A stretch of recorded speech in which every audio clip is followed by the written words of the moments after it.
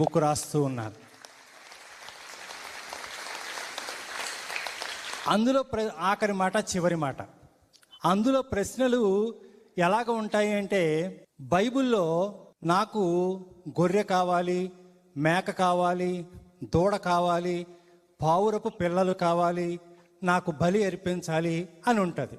Bible దేవుడు ఇది కోరుకున్నాడు. మరి భగవద్గీతలో భగవంతుడు ఏం కోరుకున్నాడు? పత్రం పుష్పం ఫలం తోయం యో మే భక్త్యా ప్రయక్షతి తదహం భక్తృపహృతం అస్నామి ప్రియతాత్మనః.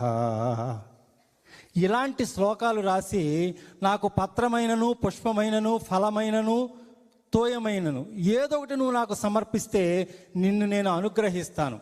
అక్కడ ఏం కావాలంటున్నాడు? గొర్రెలు కావాలి, మేకలు కావాలి, దూడలు కావాలి, పావురపు పిల్లలు కావాలంటున్నాడు. ఇక్కడ భగవద్గీతలో ఏం కావాలంటున్నాడంటే, పత్రమైనను, పుష్పమైనను, ఫలమైనను, ఒక దోసెడు నీళ్ళైనను. మీకు ఏది కావాలి?